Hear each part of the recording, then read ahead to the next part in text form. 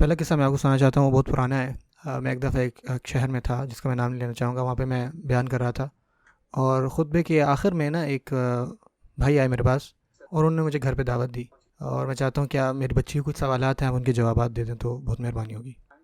تو میں نے کہا ٹھیک ہے، میرے پاس وقت بھی ہے۔ ہم جو ہے وہاں پر گئے، اور اس نے کہا کہ اگر آپ مشکل نہ ہو تو میں اپنی بیٹی کو بلاؤں، اس کی آپ کو پتہ ہے سوالات ایسے ہیں اسلام کے بارے میں، اس کے کچھ سوالات ہیں، بہت شبہات ہیں اس کے، اگر آپ برا نہ مانیں تو آپ اس کے جوابات دے دیں گے تو اس کی کنفیوژن دور ہو جائے گی۔ ان کی بیٹی آتی ہے،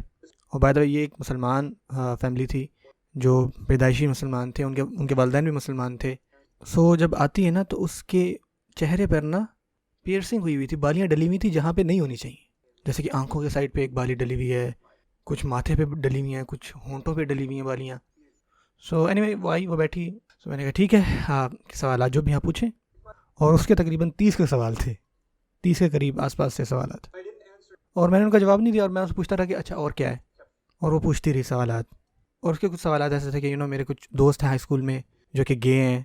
وہ برے لوگ نہیں ہیں، انہوں نے کسی کا قتل تو نہیں کیا، ہم ان سے اتنی نفرت کیوں کرتے ہیں،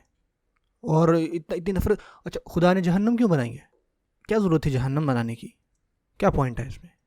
اگر انہوں نے جہنم بنانی تھی تو انہوں نے ہمیں کیوں بنایا، ان کو یہ پہلے سے بات پتہ تھی کہ یہ جہنم میں جائیں گے لوگ، تو وہ ہمارے ساتھ ایسا کیوں کرنا چاہیں گے۔ انہوں نے کہا اچھا بوائے فرینڈ ہونے میں اتنا برا بات کیا ہے، یعنی یہ کوئی مرڈر تو نہیں کر رہے نا، کسی کا قتل، کسی کو نقصان تو نہیں دے رہے ہم، بوائے فرینڈ گرل فرینڈ ایسا تو کچھ نہیں ہوتا، تو اتنا شور مچانے کی کیا ضرورت ہے، ہر چیز کو آپ لوگ اتنا بڑا مسئلہ بنا دیتے ہیں۔ اور اس پوائنٹ تک نا اندر سے نا مجھے کئی ہارٹ اٹیک آ چکے تھے، لیکن ظاہری طور پر میں اس کو کہہ رہا ہوں اچھا اور سوالات اور کچھ پوچھیں، اور وہ بولتی جا رہی ہے، پوچھتی جا رہی ہے، اور یہ بات بھی یاد رکھیں کہ اس کے ابو جو ہیں اس کے ساتھ ہی بیٹھے ہوئے تھے، اگر مجھے دورے پڑ رہے تھے سوچیں، مجھے اس کے والد پہ بڑا ترس آیا، صحیح بات ہے، اور وہ سوال پوچھتی رہی، اور اس کے 30 سوالوں کے بعد میں نے کہا ٹھیک ہے، میں چاہتا ہوں کہ آپ کے سارے سوالات کے جوابات دوں، لیکن آپ میرے ایک سوال کا جواب دے دیں پہلے، اگر آپ ایسا کر سکتی ہیں تو ٹھیک ہے، ہم جو ہے اس کو ڈسکشن کو آگے بڑھاتے ہیں۔ اور وہاں پہ نا ٹیبل پہ ایک قرآن جیت پڑا ہوا تھا، میں نے اس کو اٹھایا، اور میں نے اس کا کیا واقعی میں یہ یقین رکھتی ہیں کہ یہ جو کتاب ہے یہ اللہ تعالیٰ کی طرف سے ہے، جو کہ جبرائیل علیہ السلام لے کر آئے آسمان سے زمین پر، اور یہ کلمات آپ صلی اللہ علیہ وسلم کو پہنچائے گئے اللہ کی طرف سے، اور اس کے اندر جو بھی باتیں ہیں وہ ہمارے لیے پرفیکٹلی ہمارے لیے ہی ہیں، اور اگر ہم اس طرح زندگی گزاریں گے جس طرح یہ قرآن بتاتا ہے تو ہمیں اس دنیا میں بھی خوشی ملے گی، اور اگر ایسا نہیں کرتا دنیا اور آخرت میں خسارہ ہے۔ کیا آپ کو یقین ہے اس بات پہ؟ تو اگر سے نہیں، I'm not sure، یعنی میں شیورٹی کے ساتھ نہیں کہہ سکتی۔ تو میں نے اس کو کہا کہ جو باقی سوالات ہیں نا پھر آپ کے، وہ میٹر نہیں کرتے، پھر کوئی بھی سوالات آپ کے میٹر نہیں کر رہے، اس کو میں کہتا ہوں کرائسس آف فیتھ۔ اور وہ بچے صرف اکیلی نہیں ہے، یہ میں آپ کو بتاؤں ہمارے بہت سے نوجوانوں میں نا یہی سوالات ہیں، وہ پوچھتے نہیں ہیں، وہ ڈر کے مارے نہیں پوچھتے، اور بہت سارے لڑکے، میں مطلب صرف لڑکیوں کی بات نہیں کر رہا، جو لڑکے بھی ہیں، وہ لڑکے جو ایک مذہبی گھرانے میں پیدا ہوئے، وہیں پہ بڑے ہوئے، ان کو پتہ ہے یہ چیزیں حرام ہیں، لیکن ان کے ذہنوں میں سوالات ہیں کہ یار یہ چیزیں حرام کیوں ہیں،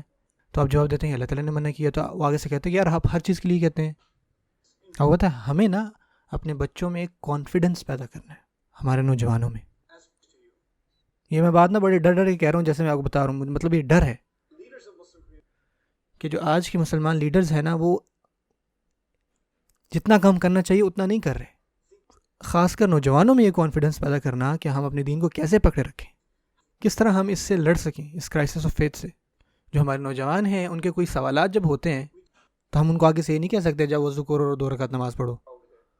اگر یہ بھی نہیں ہوتا تو واپس آنا، میں تمہیں کچھ خاص دعا لکھ کے دوں گا، تم اس کو دہراؤ، اور تمہارا یہ مسئلہ جو ہے وہ دور ہو جائے گا۔ سنیں، اگر ان کو کوئی فلسافیکل کوسچن ہے نا تو ہمارے پاس اسپریچول سولوشن ہے، ایک روحانی حل ہے، لیکن ان کو نہیں سمجھ میں آئے گی جب تک آپ ان کو انٹلیکچولی نہیں سمجھائیں گے، اور ہمارا دین بھی انٹلیکچولی، افلا تعقلون، دین تک آنے کے لیے بلائنڈ فیتھ نہیں ہے،